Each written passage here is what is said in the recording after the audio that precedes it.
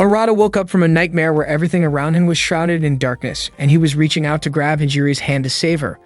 When he woke up, he accidentally had his hand on Hijiri's chest. He greeted her and asked if she had made breakfast. Before heading off to school, the two of them ate together. During breakfast, Arata asked if Hijiri was still mad at him.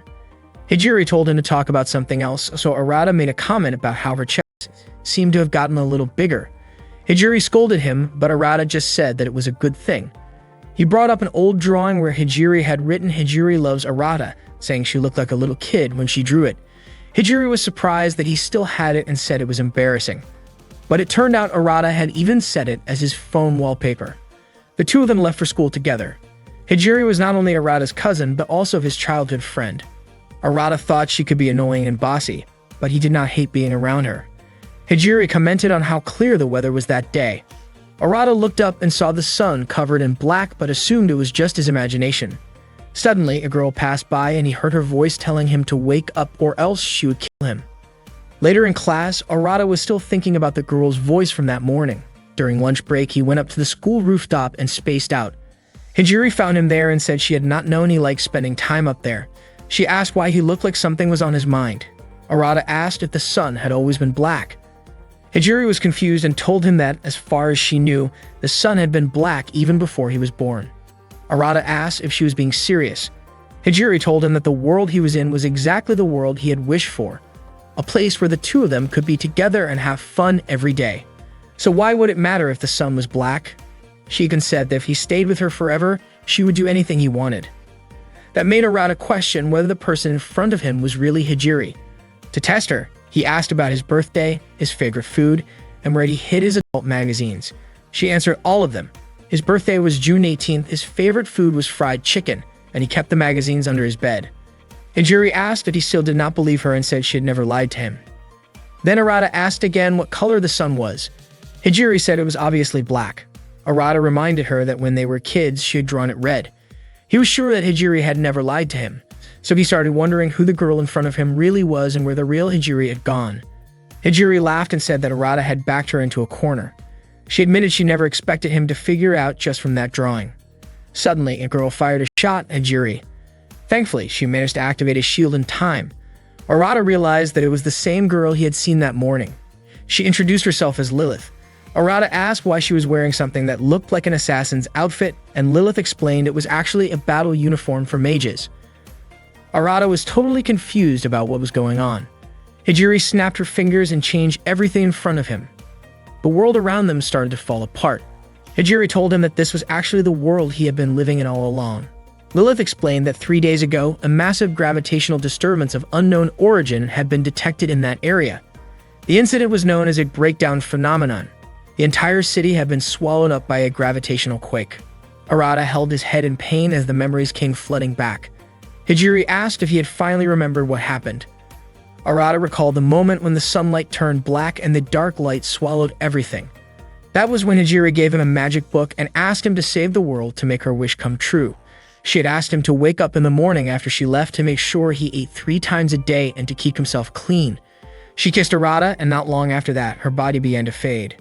She told him not to forget about her. Back then, Arata had no idea what was going on or where everyone had gone. All he knew was that he was holding the magic book and wished for everything to go back to normal. It suddenly hit him. He was the one who caused it all. Hijiri admitted that she had been asked to grant Arata's wish, so she created a world that matched exactly what he wanted. Lilith was also shocked as she had been sent by the school to investigate the phenomenon. What she found was a city that was never supposed to exist. Hijiri said it was no trouble at all for her to create it.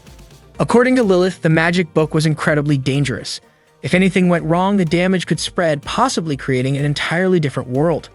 A regular magic book could never do something like that. Lilith gave Arata 2 options: either hand over the book and erase the fake world, or refuse and be killed on the spot, since no one else wanted that false world except him. If he chose the first option, Lilith promised he could go back to living a peaceful life, but they would destroy the book and wipe his memories of Hijiri and the others.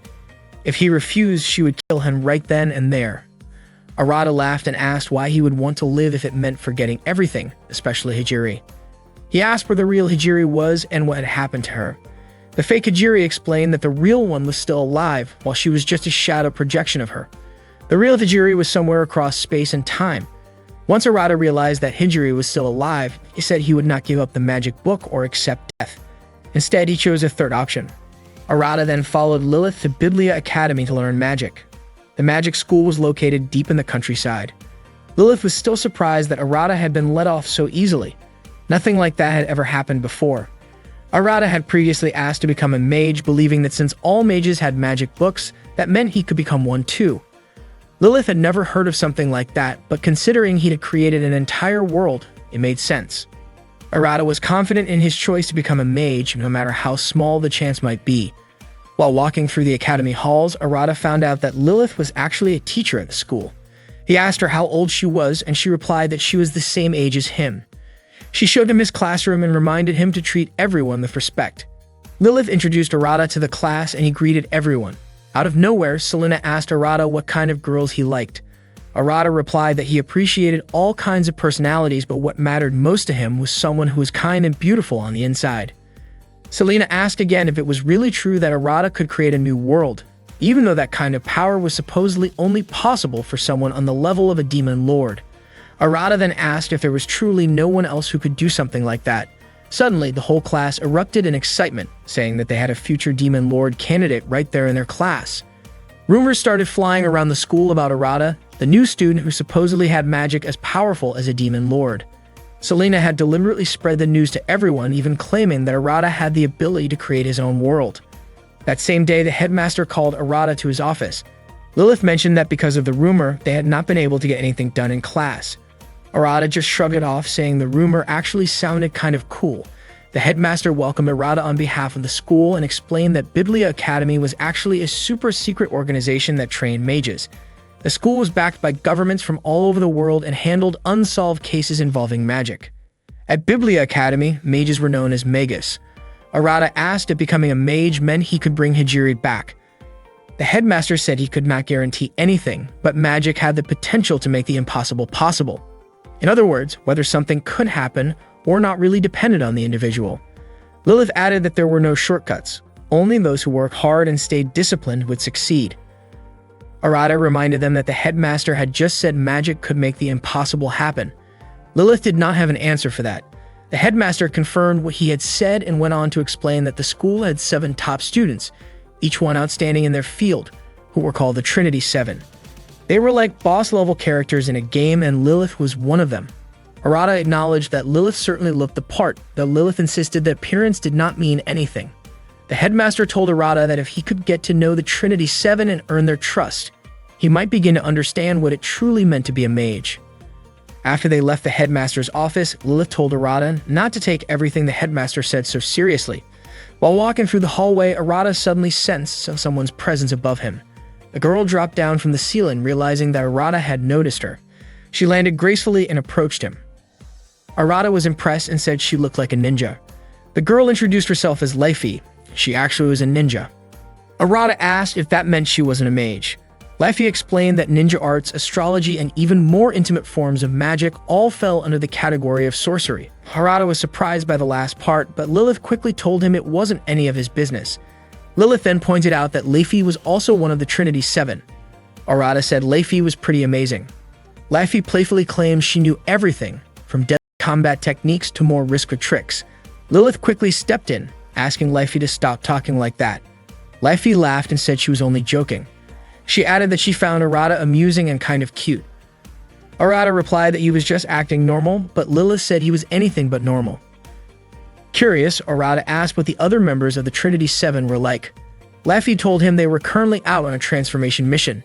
She pointed outside at 2 girls, Akio and Mira. According to Leifi, when it came to raw ability, Mira was said to be even more skilled than Lilith, and in terms of offense, Akio was practically unbeatable. Arata was surprised to find out that all the members were girls. According to Leifi, magic is rooted in research on thoughts and emotions, which is why girls are generally more suited to being mages. Arata then asked if that meant being more emotional, like being honest about one's desires, was better.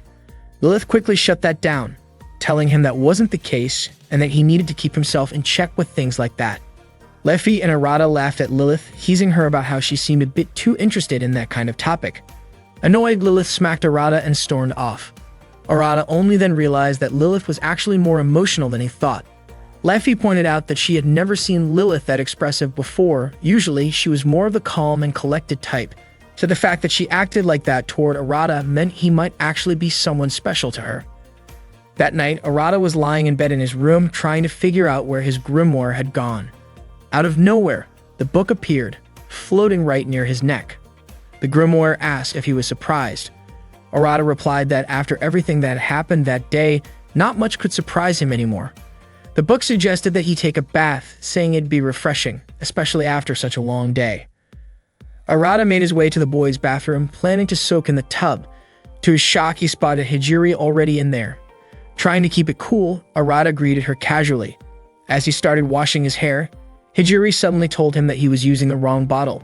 It wasn't shampoo. She held up the actual shampoo bottle to show him. Arata freaked out, shouting that she was the one who should be screaming out of surprise. Instead, Hijiri calmly mimicked his scream in his soft voice. Thrown off by how unfazed Hijiri seemed, Arata froze.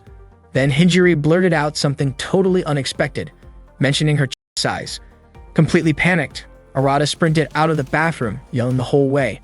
Lilith, seeing the commotion, asked what was going on, but she quickly turned around after realizing Arata wasn't wearing a shirt.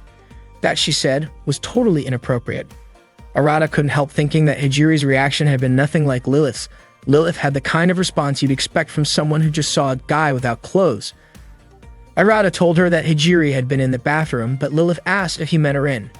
She explained that Erin was one of the Trinity Seven, and honestly, she thought Erin looked a lot like Hijiri. Lilith went to find Erin and reminded her that she was in the boys' bathroom. Erin had gone in on purpose, thinking there wouldn't be any guys there. When Lilith told her that someone was already inside, Erin didn't seem to care in the slightest. After getting dressed, Arata called for his grimoire again. The book asked if he wasn't happy after all. Most guys might be. But Arata admitted he didn't know how to feel. The grimoire explained that while Erin might have the same face as Hijiri, what was inside her was completely different. Just getting to know her was already something meaningful. Arata started to realize that Erin might be connected to Hijiri in some way. And the Trinity Seven, they were probably going to be a huge part of his life. Suddenly, Lilith shouted from outside the room, telling Arata to please put some pants on. That day, Lilith was teaching in Arata's class. Everyone seemed to be watching Arata closely, and he couldn't figure out why. When he asked Lilith about it, she got no idea either. Erin, who sat next to Arata, had been keeping a constant eye on him. She followed him everywhere he went. During lunch break, Erin sat directly in front of him while he was trying to enjoy his meal. She kept tailing him around, even following him toward the bathroom. Arata tried to stop her from entering the men's room, but Erin casually said she didn't mind. He quickly pointed out that he minded, and clearly, it was bothering him. He asked her why she had been following him around all day and watching his every move. Erin responded by asking if she really did that. That just made Arata even more frustrated. Erin asked if he didn't like jokes. He told her it wasn't that he hated jokes, but there were limits. Erin said she was keeping an eye on him because he was the future Demon Lord. She explained that it was only natural for her to watch over someone who would be her future partner. Then she walked off, saying he'd probably understand soon enough. Later that day, Arata found Selena, Leffy, and Lilith hanging out in his room. He asked why they were all there. Selena said she wanted to interview him. Leffy was just curious to see what his room looked like. Lilith, on the other hand, said she couldn't leave the girls alone in a boy's room, especially since she was still technically a teacher, even if she was the same age as Arata. Selena started her interview, mentioning that the future Demon Lord was the center of attention at school. Arata agreed to be interviewed. When asked about his favorite food, he said it was fried chicken. Leffy offered to make him some, even joking that she'd add a love potion to it. Surprisingly, Arata didn't say no. Selena asked if he was okay with that, even if there was a love potion in it. He said he didn't mind, it wasn't like the fried chicken he usually had. Then she asked who he'd go after first, since eating the chicken might make him go wild. Arata replied that he'd probably go for whoever had the biggest chest. Lilith was clearly annoyed by his answer. Arata apologized and said he was just joking. He then asked them to tell him more about magic. Lilith agreed to help. Selena whispered to Leffy that Lilith seemed like a surprisingly caring teacher. Leffy responded that when it came to anything related to classwork, Lilith would always be gentle. That led both of them to start imagining something suggestive between Lilith and Arata. Lilith quickly shut that down, saying it was never going to happen. Selena and Leifi teased that Lilith looked especially cute and flustered when being teased. Arata then asked Lilith about the magic book she was holding. She explained that it was the Astel manuscript. She found out about it from the headmaster, and it turned out to be a legendary magic book said to hold information about another world. Arata finally understood just how important the book really was. The whole reason he came to this magic school was to follow the clues from that book and hopefully find Hijiri. Lilith told him it made sense that he didn't know about the manuscript. It had always been considered just a legend. Lilith went on to explain that what a mage needed was a research concept known as a thema, and that the 7 deadly sins serve as their archives. Suddenly, the room went dark. At first, they thought it was a power outage, but the magic book announced that they were actually trapped inside a barrier. The book began to glow. In the confusion, Arata accidentally landed on top of Selena, and his hand ended up on Lilith's chest. Lilith screamed and immediately slapped him. Neither the door handle nor the window would open. They were really stuck inside the barrier, a miniature version of another world created by Arata himself. Hearing Arata talk so casually with a magic book, Selena was amazed that he could discuss something so incredible without any hesitation. Arata explained that since he already understood what was going on, there was no point in freaking out. Lilith said the barrier had cut them off from their dimension, and that it was the first time she had seen anything like it even after all her years at the academy. The magic book mentioned that the current game seemed to be about figuring out how to escape from their situation. Arata suspected that the book actually knew how to get out, but unfortunately, it went back to sleep, telling them to just let it know once they'd solved the puzzle. Before it dozed off, Arata asked the book not to turn off its light. Even though they were all trapped, no one panicked, thankfully. According to Arata, panicking was pointless. What mattered was doing whatever they could. He tried smashing through the trap's wall with a chair, but the chair shattered. Arata brushed it off, saying it wasn't a big deal. Selena wondered if he was doing something completely irrational. Arata explained that the book had told him to think that way because magic wasn't limited by logic.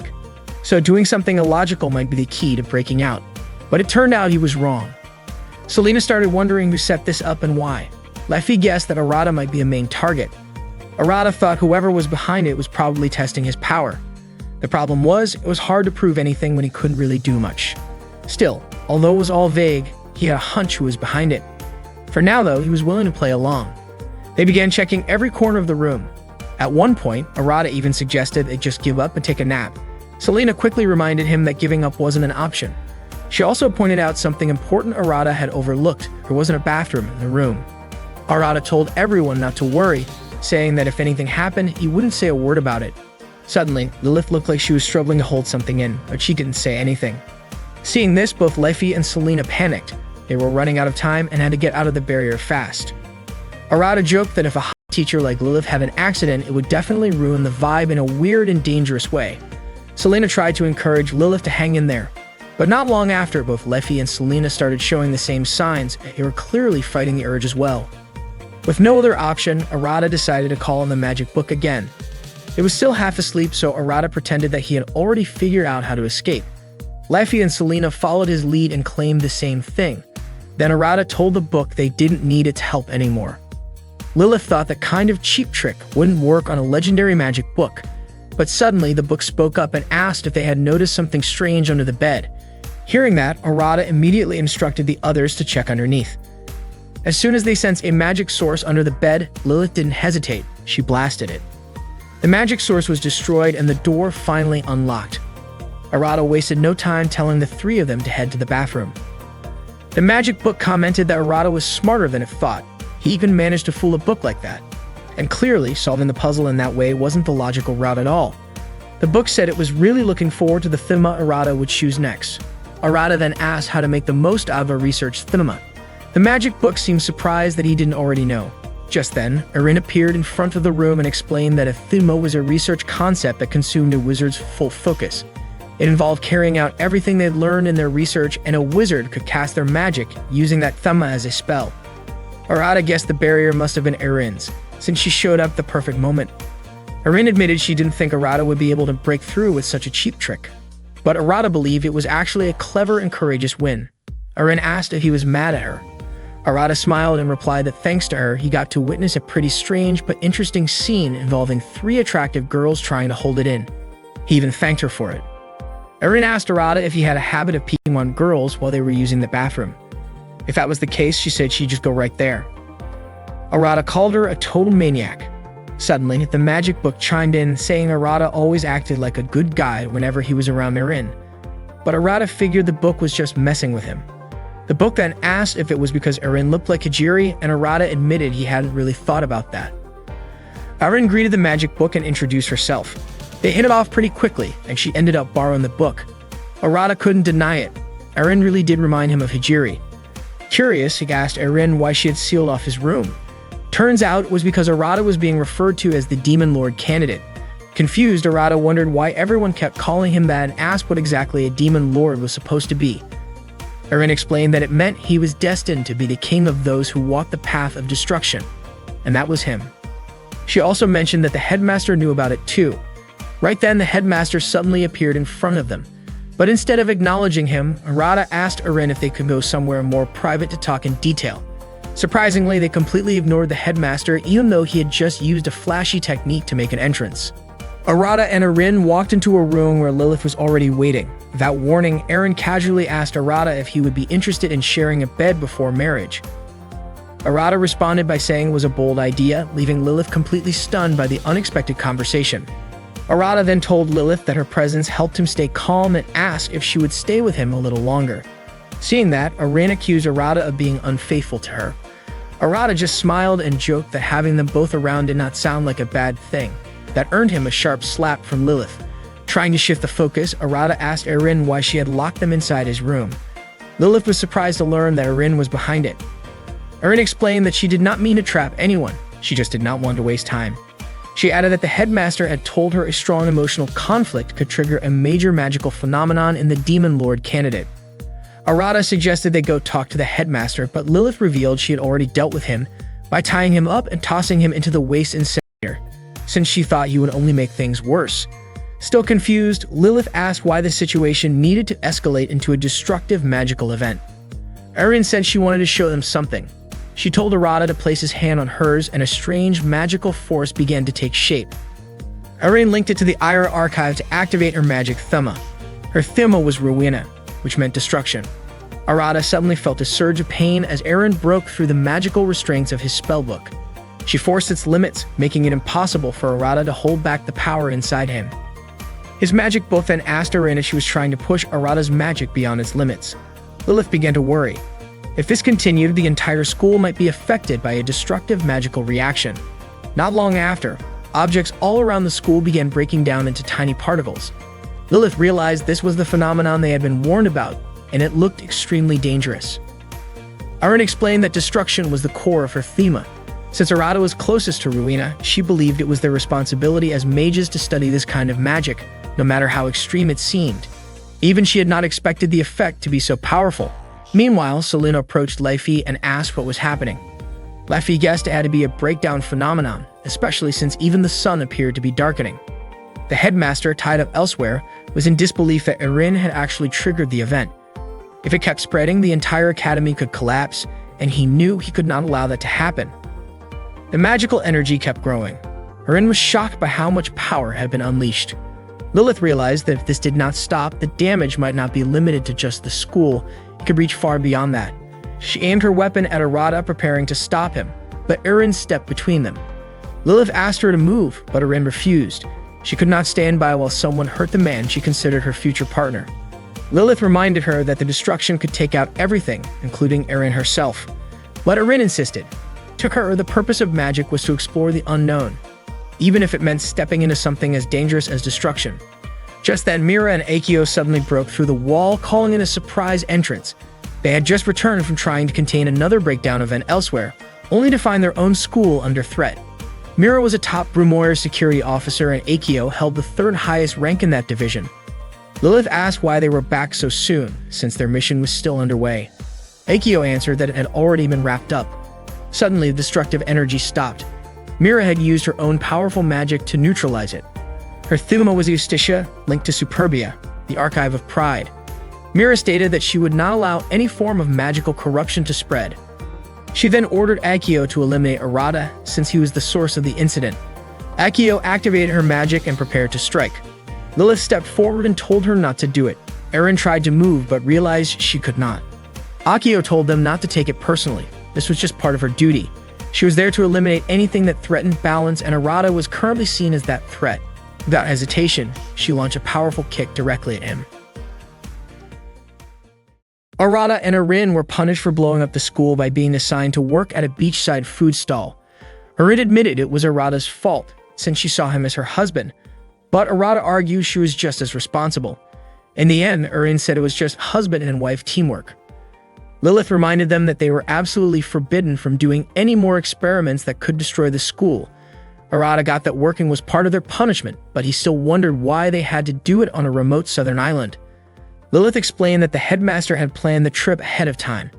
Plus, since the school was unusable anyway, he thought this would be a good opportunity. At that moment, the headmaster was actually back at the school, fixing the mess himself. Arata was surprised. He did not expect the headmaster to be that capable.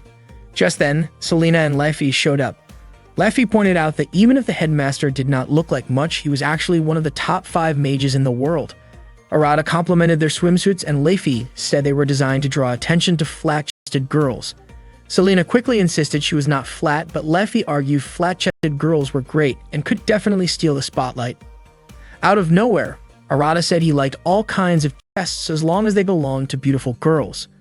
Then Selena suddenly yanked down Lilith's bikini top, flashing her chest at Arata and leaving her completely mortified. Arata gave her a perfect score, 100 points. Selena was stunned that Lilith had even worn a bikini, and Leffy accused her of trying to seduce Arata.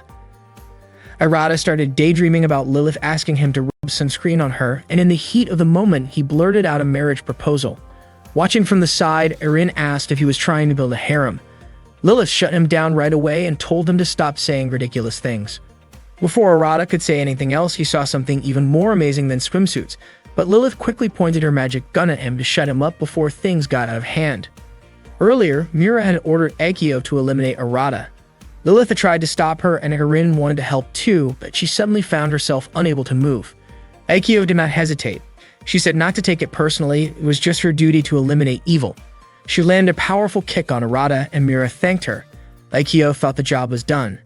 Then Arin noticed that Arata's magic had vanished completely. Mira told Akio it was time to return, since the mission seemed complete. But right then, a new destructive phenomenon started to stir. Akio asked what was going on. Wasn't Arata supposed to be the source of all this? Mira said calmly that there was a simple explanation. Meanwhile, Arata found himself in a blank, silent space. The only sound he could hear was a violin playing in the distance. He followed it and came across a door, which led to a girl's bedroom. There, a girl playing the violin greeted him. Her name was Yui. She called him Big Brother, saying he felt like someone older than her. Arata asked if this was her world, though he doubted it was heaven. Yui explained that his body had been completely destroyed after Akio's attack. At the last second, she had pulled him into her world. Outside, though, things had fallen into chaos. She showed him what was happening through a drawer that acted like a window into reality. If things continued the way they were going, the entire school would be destroyed. Back in the real world, people around the school began turning to dust one by one. Those with weaker magic were being pulled in first. Selena was confused by how calm Leffy looked, but in truth, Leffy was absolutely terrified. Lilith, Arin, Akio, and Mira were working together, using their magic to protect everyone they could. But Mira started to wonder if Arata was more trouble than he was worth. It felt like he had dragged all of them into this mess. Meanwhile, Arata told Yui he had to go back. He had to stop what was happening. Yui asked if he even knew how to stop it. Arata admitted he did not, but since he was the one who caused it, he felt responsible for ending it. Yui admired his determination. Arata said he did not want to drag anyone else into the chaos. That was when Yui told him he could take control of his magic by choosing a thema and channeling magic through it. She explained that to become a real mage, he had to research and pick a thema, because that was where everything began and ended. Superbia, Invidia, Ira, Acedia, Avaricia, Eula, and Luxuria, the 7 deadly sins. Each one represented an archive where different themas could be found and studied. According to Yui, that was the shortcut he needed to gain full control of his magic. That was when Arata remembered Mira and mentioned Superbia. Yui confirmed that Superbia was the archive Mira's magic came from. She also explained that Mira's thema was Justitia, which represented justice. Hearing that, Arata started to get a better idea of how his own magic might work. If Mira's thema was justice, then maybe his was the opposite. He thanked Yui. and said he had to go back to the school and set things right. If he didn't, even Yui's world might be in danger. He said he could handle it and promised to show her, then asked her to send him back. A moment later, Arata reappeared inside Mira's protective barrier, right in front of Lilith and the others. He told them that if he could stop the destructive phenomenon, then everything would be fine. Mira still was not convinced and got ready to attack again, but Akio stopped her and said they should wait and see. If Arata failed, they could take care of it then. Arata quickly turned to his grimoire and chose Rules as his thinema. The grimoire responded, confirming his choice. The heart, the existence, and the soul led to Impel, which belonged to the Superbia Archive. The Astal manuscript, Arata's grimoire, officially declared its contract with him. Without wasting any time, Arata activated his Thema and entered Magus mode. With that power, he and the grimoire could take control of all the magic in the area and erase it.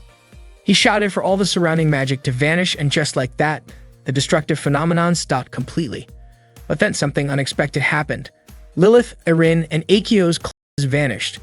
Only Arata and Mira were still dressed. Lilith screamed and scrambled to cover herself. Akio asked why Mira's clothes were still intact, and Mira explained that her crystal sphere had reflected the effect. She sighed and said the Demon Lord candidate was way too much trouble, and she never wanted to deal with that again. Then even Arata's clothes disappeared, making Lilith scream again in shock. Later, Arata proudly told Selena that he had saved everyone with his amazing new technique. Selena asked what kind of technique he meant. Erin jumped in and said that Arata's new power had erased the destruction entirely. Arata told them it was called Magus Mode. Selena said this was Arata's official debut as a mage. But Lilith cut in, warning him not to show that off to just anyone. Out of nowhere, Leify commented that Lilith should not be flashing her chest to people either. Then, true to form, Leify grabbed Lilith's chest and casually said she was impressed, talking about its elasticity, softness, and shape. Lilith told her to stop, but Leify seemed to be enjoying herself. Not long after that, Lilith pulled out her weapon and fired it. Arata and Selena quickly ran away. While they were alone, Arata asked if Selena really wanted to see him. She replied that what she wanted to see was what was under his underwear, but then instantly took it back. She just wanted to see him in Magus mode. Suddenly, Arata's magic book spoke up and said Selena was good at teasing him. Selena asked if it was really a magic book, and it answered by reminding her that the last time they met, she had been holding in her pee. Embarrassed, Selena told Arata to show her his magical powers. Since no one else was around, Arata activated Magus mode. Selena was amazed. Then, without warning, she used her magic to bind him using a photo. Her magic, Logos Art, had the power to restrain even future Sorcerer Kings. Arata's magic book told him to show Selena his ultimate technique. In a flash, Arata broke out of the spell and made Selena's clothes disappear. Selena let out a loud scream, which reached all the way to Mira and Akio, who were swimming nearby. Akio asked Mira if she was still sure nothing was going on, and Mira replied that Arata really did seem like a complete pervert. Akio agreed, saying that a magic spell that people might actually be terrifying. Selena told Leify what had happened, and Leify said Arata sounded pretty interesting. While they were walking down the hallway, they suddenly heard voices coming from near Lilith's room. It was Arata and Lilith. Leify and Selena immediately assumed they were up to something naughty. But as soon as they made a sound, Lilith opened the door and punched both of them. Turns out, nothing was going on. Arata was just talking to her about how his magic might be able to bring Hijiri back home. Arata and the others were on their way to the mixed bath. Lilith explained that the reason Arata wanted to become a mage was to save his missing cousin, Hijiri, who had disappeared during the destruction phenomenon. Selena asked if there was any other way to bring her back. Lilith said that the headmaster had told her Arata needed to meet with the Trinity Seven. Arata remembered the headmaster saying the Trinity Seven had to become his allies. He already knew that Lilith, Erin, Leify, Mira, and Akio were part of the Trinity Seven, which made 5. So he asked who the other 2 were. Selena told him one of them was a girl named Yui, but she hardly ever came to school. Arata said he had already met Yui, which surprised Selena. She explained that Yui was a special sorcerer that could only talk to her in dreams. The last girl had disappeared before Arata even got to the magic school, and no one knew where she was now. Arata said there was no way he could meet all of them right away, and Leify told him to just focus on the ones he could reach for now. When they got into the bath, the girls started soaking while Arata watched from the side. He wondered out loud why they were still wearing clothes, since technically they did not need them in the bath. Mira and Akio immediately called him a disgusting pervert. Akio even warned that if she ever saw him naked again, she would punch him. Mira got out of the bath saying she could not relax in the same place as Arata. Arata figured that was just how Mira was. As the conversation went on, Arata told the Trinity's 7 members that he wanted to build real relationships with all of them. Leffy said that Akio was crazy strong and Mira was basically immune to any kind of magic. Arata remembered how Mira had reflected his spell before, so that checked out.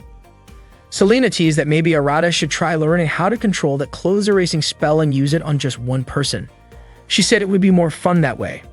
Erin clarified that the spell was not about strong people, it was a type of magic that erased other magic. Selena then joked that since Arata was a guy, why did he not just make something simple like a gun or a sword? Arata thought that sounded like a good idea, so he asked Lilith to give him her gun. Lilith said she could not because the weapon had to be summoned with magic. Arata asked if he could just copy it and use the same kind of magic.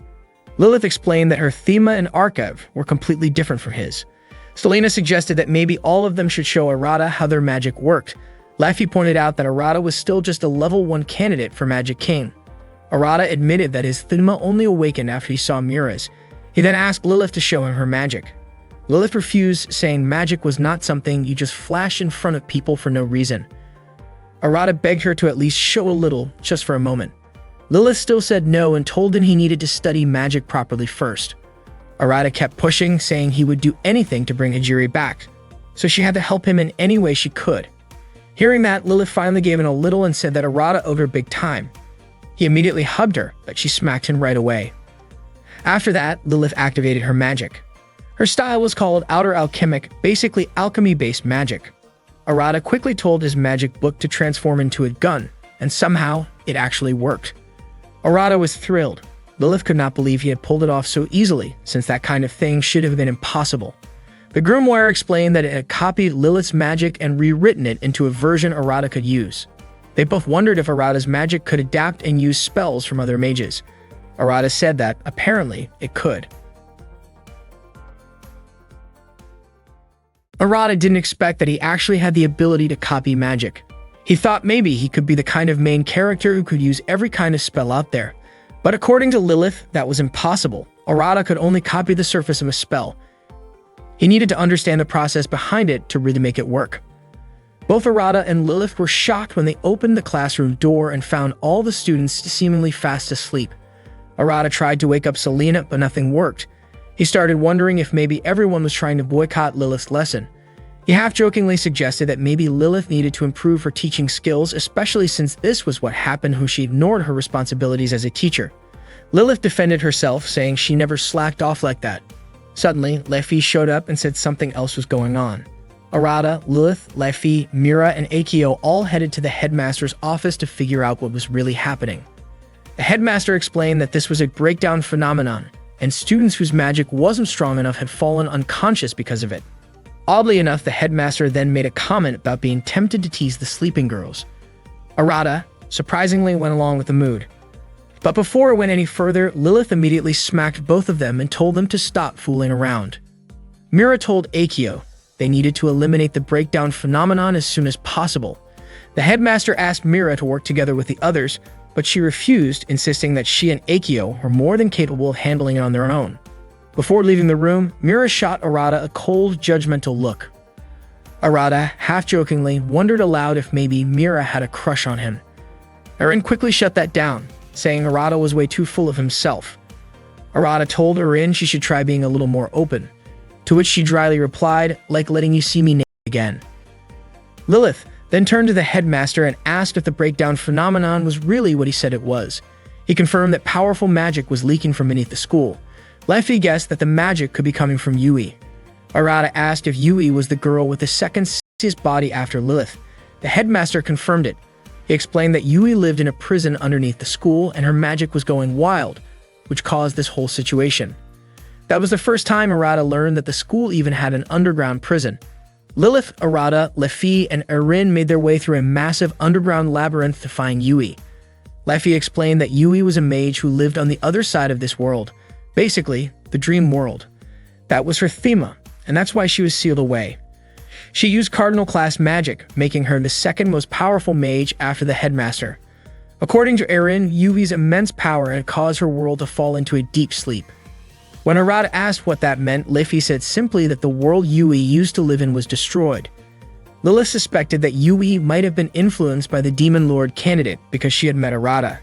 Arata realized there was a chance this whole phenomenon was partly his fault. Lilith reassured him that they could still fix it. Leafy encouraged them to find Yui before Mira and Akio did. Arata asked why it was so urgent. Arin explained that one of the duties of Grimoire security was to reformat breakdown phenomena and eliminate anything corrupted by them. So if Mira and Akio reached Yui first, they would likely destroy her. Understanding the stakes, Arata agreed they had to find Yui quickly. Since the place was dangerous, they needed to switch into Magus mode.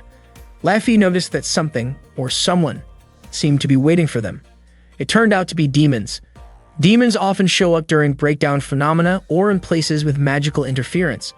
They're creatures from another world that feed on magic, and those who wield it. Arata mentioned that the gun he created before might come in handy, but he didn't know how to summon it again. He asked his grimoire if it could transform into the same gun, but the book replied by asking him for the composition details. Arata was confused since the last time the book had done it easily. Meanwhile, Arin put up a barrier to keep the demons at bay. Arata kept trying to summon the gun he wanted. It did appear, but in a completely different form. He tried to use it, but it didn't work. Frustrated, he tossed it to the ground, and unexpectedly, it ended up canceling out Arin and Lilith's magic instead. In an instant, Arin's barrier vanished and the demons began closing in on them. Arata suddenly realized that what he had done had actually disabled Lilith and Arin's Magus mode.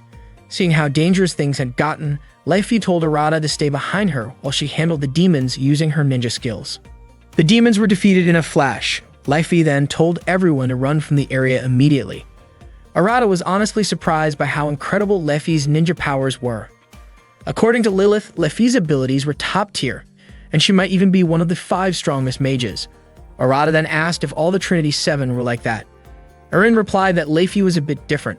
Arata figured maybe Yui was someone special to Leafy. After running for quite a while, they made their way down the staircase and things got darker. Suddenly, Lilith thought Arata was touching her body. Arata also felt something soft, like Lilith's chest. Lilith asked where he was putting his hand, but Arata insisted it wasn't him because he also felt something crawling inside his clothes. Without hesitation, Arin activated her magic by executing a macro from her spellbook, Ragna Yggdrasil. She used her Chaazic rune to eliminate the strange creatures that had clung to their bodies. Arata immediately asked his own grimoire to copy the spell Arin had just used, but unfortunately, the book responded that it hadn't reached the required level, so it was impossible to replicate it yet. Arata was caught off guard by that. Lilith explained that there were certain conditions that needed to be met to use someone else's magic. Leafy mentioned that the time Arata had managed to copy Lilith's spell was probably just a coincidence. Arata wondered if it had something to do with seeing her chest, but Arin reminded him that he had already seen hers too. Lilith asked Arata to stop mentioning chest over and over, especially in a place like that. Arata commented on how useful Arin's magic was, and Arin explained that she had written it into her spellbook and registered it as a macro. She also set up a defensive chant to make sure those creatures wouldn't get to Arata again. Arata thanked her and Arin smiled in response. Soon, more demons appeared and Lilith immediately started shooting at them. She reminded Arata that he really needed to learn how to use macros and chants. Arin said that if he wrote a macro in his spellbook and recited the chant properly, the registered spell would activate. Just as the demons closed in on Arata, Leafy stepped in and wiped them out effortlessly. She told Arata that she'd really appreciate it if he could master his magic quickly. To save Yubi, they needed Arata's unique power, one that could erase destructive phenomena. Leafy said her Themo was hopes, so she had high expectations for Arata as a future Demon Lord candidate. By that point, they had reached the lowest level of the area. Arata was surprised that they made it there so easily. Lilith pointed out that weak shadows wouldn't be able to beat Leafy even if they attacked all at once, but Arin warned that the real threats were Mira and Akio. Right then, Mira and Akio appeared before them, walking through a wall they had just smashed down. Akio explained that they got there by breaking through the floor and then destroying every wall in a straight line. Mira quickly told Akio they had to go, since Yui was just ahead. Arata asked if they were planning to kill Yui. Mira said Yui was the cause of the destructive phenomenon, but Arata thought they were jumping to conclusions. Mira responded that she wouldn't mind starting with Arata, especially since his magic had no effect on her. Leafy challenged Akio and Akio was more than happy to accept. Mira asked Akio not to waste time. If Lilith and Leifi got in their way, they'd never get anywhere. Akio agreed and promised to wrap things up quickly. Just as Leifi was about to activate her magic, she told Arata and the others to go ahead, because only Arata had the power to save Yui. Leifi activated her magic connected to the NVIDIA archive by chanting Shinpu Shorai. In just a moment, she summoned a massive whirlwind. Arata lost his balance and fell to his knees right in front of Mira. Accidentally, he caught a glimpse of Mira's bunny print underwear. Mira, completely shocked and embarrassed, immediately told Akio to finish the fight, and without hesitation, Akio unleashed a powerful blow. Arata, Lilith, and Erin rushed straight to Yui's room. As soon as Lilith opened the door, poisonous gas began pouring out of it. Inside, a giant dragon loomed, and Yui looked completely different from how Arata had seen her before. According to Erin, what Arata saw earlier was Yui's ideal form. When the dragon's eyes opened, its magic resonated with Arata's. The dragon blasted its power straight at him, but Erin jumped in to shield him. Unfortunately, her barrier couldn't hold up against the dragon's strength. Lilith quickly switched her weapon to Buster mode and fired at the dragon. Arata asked if they had taken it down, but Lilith told him the attack wasn't strong enough. The dragon's magic was far too powerful. Just then, Mira and Akio showed up. Mira explained that the creature was Code D and its illusion had fully materialized. Seeing them arrive, Arata asked where Leifi was. Lilith even started to worry that something might have happened to her. Suddenly, Leifi appeared right behind Lilith and, out of nowhere, squeezed her chest, causing Lilith to scream loudly. Erin asked Akio if they should consider a ceasefire, but Akio thought they couldn't afford to take it lightly. That dragon wasn't just any illusion, it was the strongest kind, something like a demon. Mira wondered if Akio was planning to take it on alone, but Akio still wanted to give it a try. Leifi helped Arata up and told him to take a deep breath and refocus on his grimoire. Not long after, he started to recover, and the toxic gas that had been coming from his body began to fade. Watching Lilith and the others teaming up to take down the dragon, Leifi encouraged Arata to join them in the fight. She reminded him that magic battles could erase destructive phenomena, and if he truly wanted to find Hijiri, he would eventually have to face battles like this. Arata asked Leifi how to summon his gun, saying he wanted to use it. Leifi agreed, saying it was the best way to help Yui. Arata called her kind, but Leifi said she didn't expect anything from anyone. Yui had never really made friends, but the two of them had a lot in common. According to Leifi, Arata's Thema magic was the furthest thing from who he was. And because she didn't expect anything from others, she had ended up wishing for everything. Arata understood. Magic was about doing the things that seemed most impossible or unreasonable. He wanted to get everything under control and stop the destructive phenomenon. Leifi asked Lilith to give Arata a proper magic lesson. Lilith started explaining. She told Arata he needed to choose his materia first. His grimoire said the incantation could be the same as what Lilith used, and that part didn't matter much, but Arata had to be careful. He had a habit of underestimating magic. Using too much of it without thinking could end up swallowing him one day. Lilith explained that alchemy is bound by material exchange and that it uses either magic or a person's soul as its cost. So if it's used too much, the price could go beyond what Arata can handle. His grimoire warned that if he kept pushing his magic, it might overwhelm him, and Arata could turn into a demon. The book even mentioned that if his magic spiraled out of control, he might end up just like the demons he had faced before. And since Arata was a candidate for Demon Lord, he could potentially become an even greater threat, maybe even worse than the dragon. Still, Arata agreed to go through with it.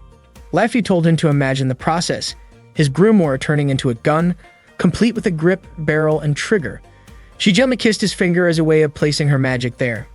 Then she told Arata to picture himself firing a magical bullet straight from the tip of that finger. Arata followed Leifi's instructions and started visualizing the weapon in his hand. After asking his grimoire to make it real, the book quickly activated the spell. In no time, it had transformed into a gun in his hand. With no hesitation, he ran straight toward the dragon. Mira could feel a powerful surge of magic radiating from him. Arata aimed the gun and fired at the dragon. It only took one shot. The dragon vanished instantly. Yui regained consciousness and greeted Leifi. Arata asked if she was okay. Yui smiled and rushed over and hugged him tightly. At that moment, she wasn't wearing anything, but she was overjoyed that Arata had saved her. Without any hesitation, Yui confessed that she loved him. Leifi smiled to herself. Watching the potential Demon Lord wipe out Code D in a single shot, especially while living side by side with her hopes, made things a lot more interesting for her. One morning when Arata woke up, he suddenly found Yui and Erin sleeping completely unclothed on either side of him. Lilith came into his room to wake him up so he wouldn't be late for class, but she was completely shocked to find Arata in bed with both girls. Instead of reacting with embarrassment, Arata cheekily invited Lilith to join them. Later that day during PE class, Yui walked up to Arata and pressed her body close to his. With a playful smile, she called him a pervert. Seeing how close Arata was getting to Yui, Erin immediately hugged him too, asking if he was happy, to which Arata simply nodded. Yui then joked that Arata shouldn't worry. She would be fine even if she was just his second wife. Arata still couldn't wrap his head around the fact that their magic academy actually had physical education classes. He was completely distracted watching Lilith run, his eyes fixed on the way her chest moved. Even Erin noticed and commented that Lilith, who was usually shy, actually looked pretty good with her figure. Out of nowhere, Mira and Akio showed up behind Arata, catching him off guard. Mira immediately told Akio to get rid of Arata, calling him sinful trash. Just as Akio was getting ready to strike, Arata begged her not to go through with it. Mira warned Yui that while she might have escaped trouble this time, both she and Arata were still dangerous.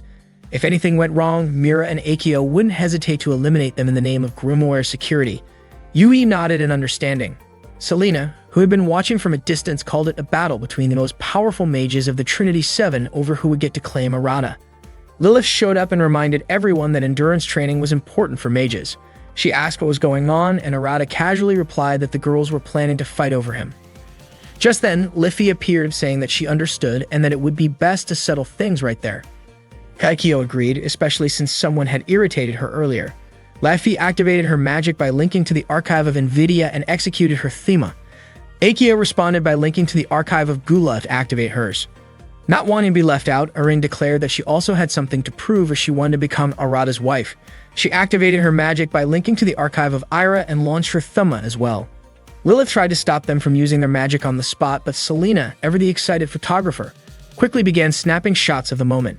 She captured Laffy in her shamanic spell form, Akio in her ancient mode, and Erin casting her Childic rune. She was amazed that she could photograph them in their Magus forms and joked with Lilith, asking if she wasn't going to join in too. After all, Arata was about to be taken from her. Caught off guard, Lilith blushed and stammered that she had no romantic involvement with Arata.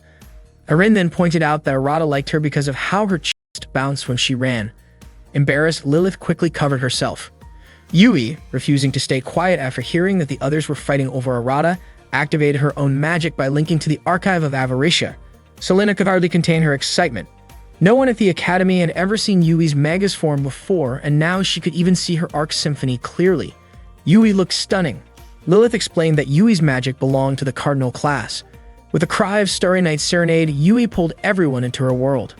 Inside this dream world, Arata found himself entering Yui's room. She now looked like the mature version of herself, the same one he first met. Yui told him that this was her dream form. Arata admitted that while he liked her adult form, he also liked the other side of her, describing it as a charming blend of youth and boldness. He asked where everyone else was, and Yui explained that she had put them into a dream state, allowing them to sleep peacefully. However, Mira wasn't affected like the others. She had used her Gehenna scope at the last moment to reflect the spell. Surprised, Yui realized Mira had the power to bounce back any magic aimed at her. Arata suddenly remembered that Mira had once managed to make his clothes disappear using that same ability. Mira coldly replied that all she did was reflect his gross spell, and told him she found him absolutely disgusting. She made it clear that she would never forgive him, and turned and disappeared without another word. Arata said that Mira was cute, but also a little terrifying. Yui asked if Arata was interested in Mira too. Arata replied that it was only natural for a guy to want to get close to a cute girl, which made Yui laugh and say that Arata was really honest. As Yui leaned in to kiss him, Arata gently stopped her. He told her that if she really wanted to do something like that, they should at least get to know each other better first. Then he asked if she was friends with Laffy. Arata figured that since Yui didn't really understand what friendship meant and Laffy couldn't bring herself to expect anything from others, then Laffy's Thema must be hope, while Yui's might be friendship. Yui said he was right, but admitted that she had been asleep and alone all this time. Without the shock from Arata's magic, she would have never woken up, so in a way she was glad she didn't have anyone. That's when Arata finally understood. His magic had cancelled out Yui's magic and woke her up.